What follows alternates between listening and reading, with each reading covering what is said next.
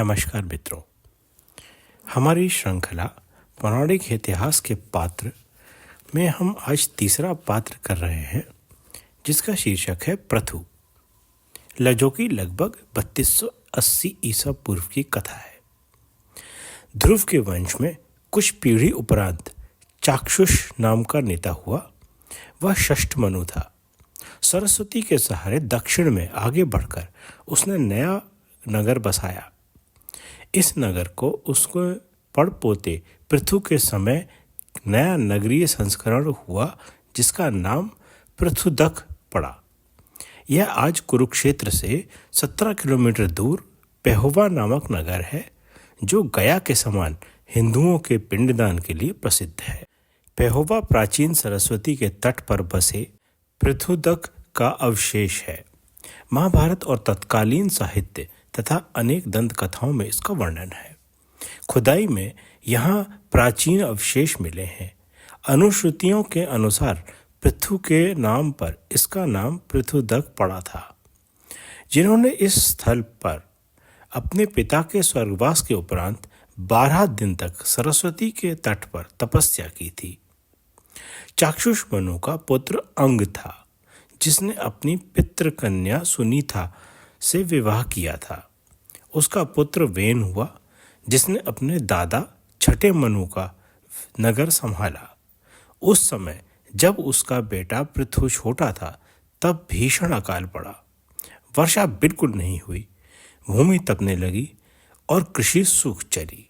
When ने अपनी बहन सुवर्चा से विवाह किया था, जो देवों में अमान्य था। अन्य जनजातियों में यह मान्य था। नाग जनजाति में यह सामान्य बात थी। आगे चलकर मिस्र में फैरो अपनी बहन से विवाह करते थे। अकाल में नगरवासियों को भूखा मरने से बचाने के लिए वैन ने ऋषियों की भूमि की उपज उनमें बांटने का प्रस्ताव रखा। इस पर ऋषि परिवारों ने क्रोधित होकर उसे तथा सुवर्चा को घेर कर मार डाला। पृथु को इस घटना का पता लग गया और वह उनके हाथों में पड़ने से पहले साथियों को लेकर बस्ती को घेरे हुए घने वनों में भाग गया। बाद के पुराणों में ठूंसा ठांसी करने वाले ब्राह्मणों ने वेन को दुष्ट और अत्याचारी बताया, जबकि ऋग्वेद में वेन को दयावान देव बताया है। वेन को ऋग्वेद में पृथु का पिता बताया है। महाभारत में पृथु को पृथु वैन ने कहकर पुकारा गया है। यदि पिता अत्याचारी होता तो प्रजारंजक पृथु को वैन का पुत्र कहकर क्यों याद किया जाता। स्वयं विष्णु पुराण में लिखा है कि जब ऋषियों ने वैन को की हत्या की, तब वो संपूर्ण संसार धूलि से ढक गया, जो निर्धनों ने उड़ाई थी। वैन की हत्या के बाद वे लुटेरे बन गए और दूसरे की संपत्ति लूटने लगे। पृथु ने सरस्वती के जिस तट पर शरण ली, वह ऊंचा नीचा था और पेड़ों तथा झाड़ियों से आच्छादित था। पास ही एक अर्धसभ्य नाग जनजाति रहती थी, जिसके मनुपुत्रों को कंद मूल और फल खाने सिखाए। पृथु विश्व का सबसे पहला भूवैज्ञानिक था। भूमि की ओर उसने ध्यान दिया। जहां नगर बसाए थे, वहां भूमि एक सार थी, पोली थी और अकृष्ट पच्च कृषि हो जाती थी। केवल नदी से जल लाकर सिंचाई करनी पड़ती थी। यहाँ की भूमि ऊंची नीची थी, ऊबड़ खाबड़ थी। यदि इसे भी एकसार किया जाए, यदि इसे भी नरम बनाया जाए, पृथु ने प्रयोग करना आरंभ किया। पहले नुकीली डंडी लेकर भूमि को एकसार करना चाहा, फिर पेड़ के मोटे तने से काम किया। इससे झाड़ झंखाड़ भी टूटे। उनकी जड़ें निकलने से भूमि पोली हुई और एकसार करने में आसानी हुई। इस प्रकार पृथु ने हल का आविष्कार किया। उसने और उसके साथियों ने भूमि पर हल चलाया और भूमि ने कृषि देनी आरंभ की। यह बात ऋग्वेद, अथर्ववेद, पंचविश ब्राह्मण, सब पुराणों और महाभारत में भी पृथु के हल के आविष्कार का वर्णन मिल जाएगा। ऊबड़ खाबड़ भूमि का झाड़ झंकार तो दूर होकर एकसार हो गया, किंतु अधिकतर भूमि पर तो घनघोर वनों का जाल फैला हुआ था। उनसे भूमि कैसे हथियाई जा सकती थी? हल का प्रयोग इसमें निरर्थक साबित हुआ। उसके लिए युक्ति पृथु के साथ प्रचेतस ने ढूंढ निकाली। न्यूटन के समान उसने ध्यान दिया कि वन के अंदर जाकर एक जगह पेड़ों की जगह राख के ढेर में परिवर्तित हुई पड़ी है। वहां सूखे पेड़ों ने आंधी से रगड़ खाकर आग पकड़ ली थी और वन का वह भाग जलकर राख हो गया। प्रचेतस के मन में विचार कौंधा कि क्यों ना हम जानबूझकर सूखे पेड़ों में आग लगा दें, जिससे उनके जलने पर हमें भूमि प्राप्त हो जाए। उसने आग लगाकर वनों से भूमि छीनने की पद्धति आविष्कार की। यह बात विष्णु पुराण, हरिवंश पुराण में आपको मिल जाएगी। इस प्रकार मनुपुत्रों ने भूमि की समस्या को हल कर लिया। अब भूमि के लिए इधर उधर घूमने की आवश्यकता नहीं रही। बस्ती ग्राम में बदली, ग्राम नगर में बदलते चले गए, झोंपड़े कच्चे मकानों में बदले, जो आगे चलकर भवनों में और महलों में बदल गए। पृथु के नाम पर भू का नाम पृथ्वी पड़ा।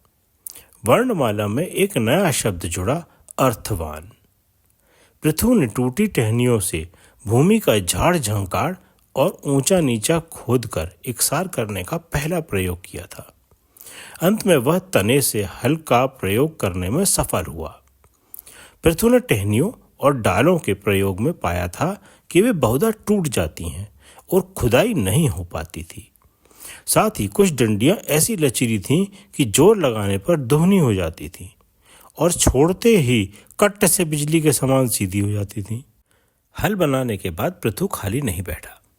उसने इस ओर दोबारा ध्यान दिया और धनुष बाण बना डाला। यह बात महाभारत शांति पर्व में दी गई है। वैशंपायन के धनुर्वेद में लिखा है कि धनुष बनाने वाला सबसे पहला पृथु था। उधर वेन की हत्या के पश्चात विश्व में अराजकता फैल गई। भूखा क्या नहीं करता, नेता रहा नहीं, चोरी लूटमारे की घटनाएं आए दिन होने लगी। उपद्रव बढ़ने पर ऋषियों के हाथ पैर फूल गए। उन्होंने एकत्रित होकर मंत्रणा की। अपने साथी मनु संतानों से बचने के लिए उन्होंने तय किया कि दूसरी जनजातियों से सहायता ली जाए। कुछ नीचे उतरकर सरस्वती के किनारे निषाद कुल रहते थे, जो नदी से मछली पकड़कर और पकाकर अपना पेट भरता था। उन्हें अपनी सहायता के लिए ऋषिगण बुला लाए। यह बात भागवत पुराण में दी हुई है। ऋषियों ने सोचा था कि निषादों को लाने से एक पंथ दो काज हो जाएगा। नगरवासियों पर नियंत्रण करने में निषाद शांति कराने में सफल होंगे और भोजन में मछली खाने में भी सहायता हो जाएगी। किंतु हुआ इसका विपरीत। निषादों के आने से नगर में अशांति बढ़ गई। मनु पुत्र देवों की संतान थे। समतल और शिवालिक पहाड़ियों पर अपने से अधिक सभ्य जातियों के संसर्ग में आकर वे सुसंस्कृत हो गए। उनके रहन सहन का ढंग बदल गया। वे पर्वतों के संतान थे, चमड़े के वस्त्र धारण करते थे, स्त्रियों को बराबर का स्थान देते थे। उनमें विवाह संस्कार उदय हो चुका था। वे प्राकृतिक प्रतीकों और पितरों की पूजा करते थे। निषाद नदी तट की संतान थे। उनका रहन सहन बिल्कुल अलग था। गर्म प्रदेश में रहने के कारण वे कम से कम वस्त्र धारण करते थे। उनके यौन विचार भी स्वतंत्र थे। वे पेड़ों की पूजा करते थे और जादू टोने में विश्वास रखते थे। दो भिन्न भिन्न प्रकार की संस्कृतियों के साथ रहने पर नित्य प्रति नवीन उत्पात होने लगे। ऋषियों का प्रयोग असफल हो गया। उनकी ओर से अत्रि ने निषादपति से प्रार्थना की कि वे अपने पूर्व निवास स्थान पर लौट जाएं। वह स्वयं उन प्रतिदिन के झगड़ों को सुलझाते सुलझाते परेशान हो उठा था। वह भूतेश्वर को धन्यवाद देता हुआ अपने निषाद कुल को लेकर चला गया। ऋषियों ने पूरे नगर की सभा बुलाई। उन्हें अपनी गलती का भली भांति अभ्यास हो चुका था। वेन ने ठीक राह सुझाई थी, जो उन्होंने स्वार्थवश नहीं मानी। वे स्वार्थ में अंधे हो उठे थे। निश्चय किया गया कि नेता का वंशज पृथु अभी जीवित है। उसे जहां कहीं भी हो खोज कर लाया जाए। चारों ओर पृथु को ढूंढने नगरवासी भेजे गए। वह मिल गया और आदर से बुलाकर लाया गया। उसे राज परिषद और राजदंड दिया गया। वह भू का सबसे पहला राजा बना। यह बात शतपथ ब्राह्मण, पंचविश ब्राह्मण और वायु पुराण में दी गई है। पृथु को राजा बनाने का प्रस्ताव नगर की सभा में रखा गया। तब उसे ग्रहण करने से पूर्व पृथु ने एक नई बात उसमें संयोजित की। पृथु ने कहा कि राजा की राजगद्दी पर बैठने से पूर्व प्रजा की भलाई करने की शपथ लेनी पड़ेगी। जो शपथ तोड़ेगा उसे राजपद से हटाने का प्रजा को पूरा अधिकार होगा। यह बात महाभारत वन पर्व में दी गई है। पृथु ने राजा बनते ही सबसे पहला काम जंगलों को जलाकर भूमि का पुनरुद्धार किया और हल चलाकर उसे इकसार किया। सभी नगरवासियों ने उसे कृषि योग्य बनाकर बांट दिया, जिससे कि आगे खेती हो सके।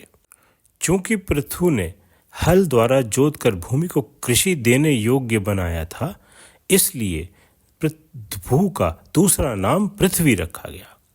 यह बात आपको विष्णु पुराण, भागवत पुराण और महाभारत शांति पर्व में मिल जाएगी। राजगद्दी संभालने पर राजा पृथु ने सूत और मागध कुलों, जो कि नागों की जनजाति थी, को इतिहास और पुराण स्मरण रखने का कार्य सौंपा। जैसे ऋषियों को ऋक् सूक्त स्मरण रखने का काम था। यह बात वायु पुराण, ब्रह्मांड पुराण, ब्रह्म पुराण, पद्म पुराण, अग्नि पुराण आदि में मिल जाएगी। भूमि को कृषि योग्य बनाने में 2 साल लग गए। कृषि कटने पर पृथु ने यज्ञ किया और इंद्र को उसमें सादर आमंत्रित किया।